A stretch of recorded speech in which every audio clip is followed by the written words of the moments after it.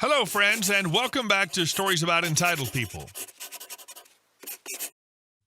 In our first story, we've got a night shift manager just trying to close up shop when a last-minute customer rolls in with a massive order and a major attitude.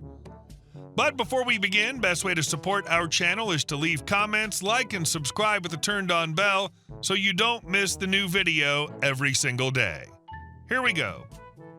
She lied about not knowing our closing time, so I hit redial. So I work as a night manager at a food chain famous for their footlongs. It's a great job other than the fact that it's located in what's essentially a giant trailer park. Whole towns run down apartments and trailers. We close at 11 p.m. but are usually pretty dead after 10, so I'll do my best to make sure waste stays down by not making cookies or other perishable things that close to close. We usually have leftovers anyway. It's 10:30 and we get a phone call. It's the voice of an elderly woman asking what time we close. I tell her 11 p.m. She says, "Okay, we were just wondering. Thank you," and hangs up before I can even say have a good night. Fast forward to 10:55. Trust me, I checked the clock and 3 people walk in. A teen, I'm assuming mom, and the last one an elderly lady who had the same shaky ex-smoker's voice I heard over the phone. They're ordering no less than 9 sandwiches. Annoying? Yes, but I wouldn't be manager if I couldn't whip out some subs super fast. Except this older lady's reading off a tiny little list, holding it about 5 feet from her face because she can't see it, and is reading off ingredients at the speed of smell. 2 young, capable people are there with her, but are off in la-la land talking about whatever. She's getting frustrated because she can't figure out who wants what. We're getting frustrated because it's now past 11, but we made it through all 9 subs. So I bag her stuff up. I thought we were in the clear, just got to ring her out and we're golden. Not so fast. She needs cookies, and this is where it goes all bad. She looks at all the cookies in the cookie case, sees the lone 4 sugar cookies left in there, and asks for 2 dozen chocolate chip. I double-check the case to make sure I'm not crazy and tell her we don't have those right now. All I have are these sugars. She proceeds to flip her wig, asking how we could not have chocolate chip. It's the main cookie, and she really needed those. Why can't we bake them if we're so slow? This is ridiculous. We're just being lazy, etc., etc. The other 2 girls with her are still oblivious in their conversation. I'd kinda had it with this lady insinuating that we were being lazy, so I tell her we don't bake cookies that close to close, and if you need some, I'll be happy to make them when it's not 5 minutes before closing time. She comes back saying, "Well, I had no idea what time you closed." I say, "Didn't I talk to you on the phone earlier about the closing time?" I could see her scowl deepen, and she says, "No, that wasn't her." But I could tell she was trying to get out of there a lot quicker all of a sudden. As she's handing off the 1 bag to the teen, I go over, grab the phone, click 1 spot down the caller ID, and press call. Sure enough, I hear a phone start chiming. The elder lady hands off the other bag, looks at her phone, looks kind of puzzled at the number she doesn't recognize, calling her at 11 p.m., and looks up to see me standing at the register with the phone in hand. I wish I could explain the look she had on her face. She quickly tries to play it off, though, by ignoring it and acting like it was someone else. But damn, she practically ran out of the store after that. She called the next morning and tried to say we were being rude and making rude comments to her, but management checked the cameras and saw what happened and just said don't do that again. But it was pretty funny. I haven't seen her since. I just don't understand how some people miss the whole manners, respect, and kindness thing. It doesn't matter how old or how young you are, treating other people like they're beneath you is ridiculous. She could have asked you for 2 dozen cookies when she called and you would have made them for her. This revenge was delicious, just like those cookies could have been. And our second story. You're in my way? No problem. I get paid by the hour.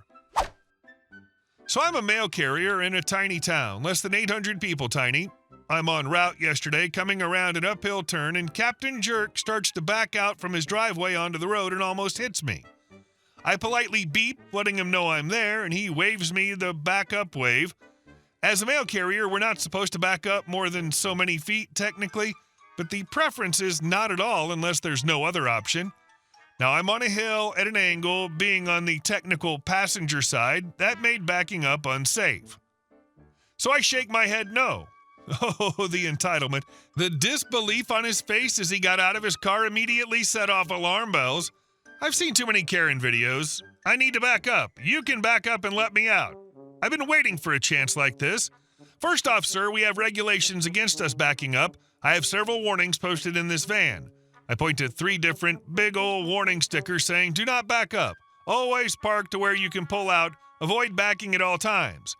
Because at this point, of course, he's walked up to the other window. Also, I'm on the road. You're supposed to yield to traffic. You just need to pull back in and let me by. He looked like I'd slapped him. Oh, is that how it works? I don't think so. I can wait here all day. I smiled, put it in park, and killed the motor. So can I, sir, he huffed and replied. You get paid to sit here. I giggled and said, you're right, sir. I do get paid to sit here. Picked up my cell phone and opened TikTok. He started cussing and went back to his car. Instead of pulling back in his driveway, this a-hole gets his passenger to attempt to help him. They let him bottom out in the drainage ditch. The thing that was the chef's kiss, though, was after I got off and stopped at the only gas station / deli / community center in the town. As I'm standing in line, I notice his butt in line a few ahead of me. In walk 3 county cops. I say, excuse me, gentlemen, quick question. I'm basically being petty, but indulge me if you don't mind. If I'm on the road and a dude decides he wants to back out of his driveway, I have the right of way no matter how bad he wants to back out, right? Because I had some Karen do this an hour or so ago. All 3 said you had the right of way. He didn't cause a problem, did he? What the guy did could be considered impeding a postal employee, which I believe is a federal charge, 90% positive. I said, nah, he just stomped out the door, though. I already knew that before I asked. I just wanted him to hear it. They laughed. I felt like it probably didn't change dude's attitude, but maybe. Plus, I enjoyed that feeling of being that petty to someone who deserved it. The obvious and most reasonable solution was for him to just pull forward and let you pass. But for some reason, his need to win / be right in this situation clouded his pea-sized brain and put a stop to all logic. Luckily, the rest of us will never understand how it feels to be that stupid / entitled, and he'll never understand how truly stupid he is. And our last story. They wanted to play HOA on our farm.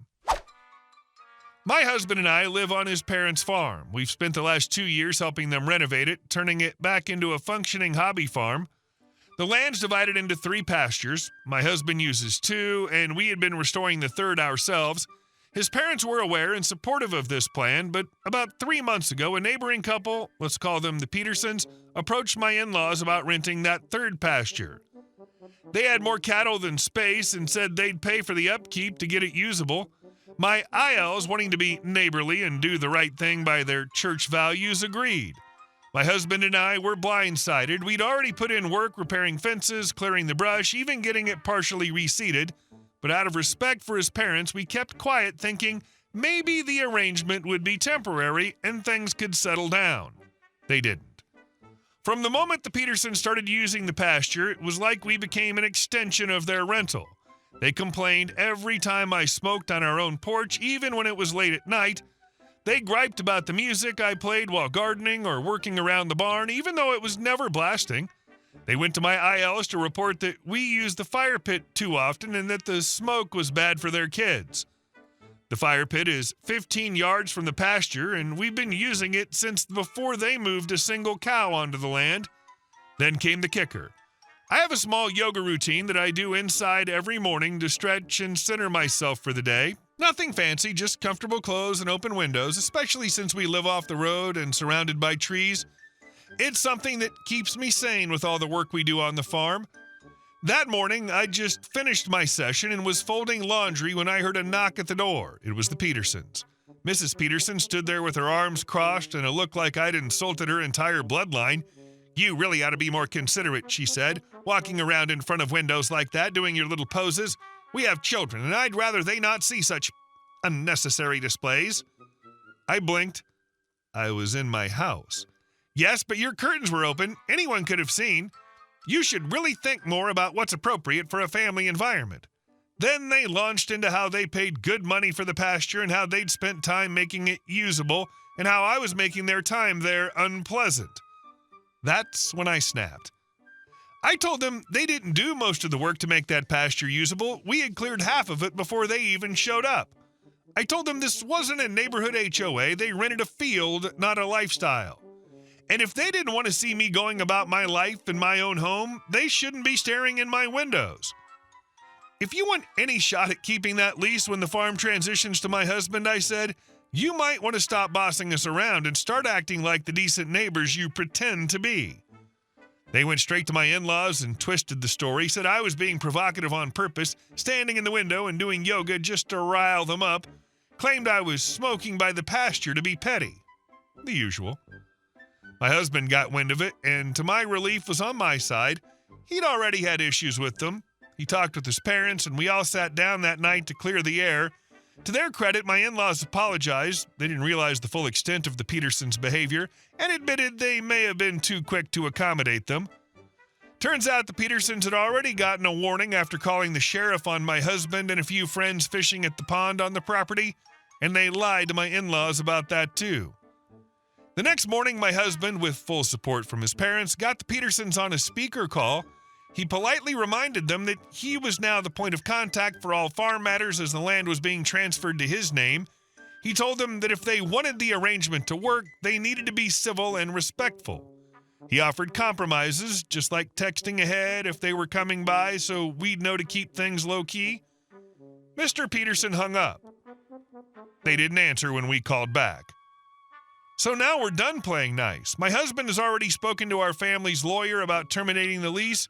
Meanwhile, I've started putting up a privacy fence, 1 section a day, slowly but surely, not just for boundaries, but for peace of mind. What nerve! They're leasing a pasture and want to have input into what happens around it? Also, I've never known a farm that doesn't have a burn pit or the occasional bonfire or even a wood grill or stove or fireplace or something that otherwise makes smoke. I mean, smoke kind of goes with the farm.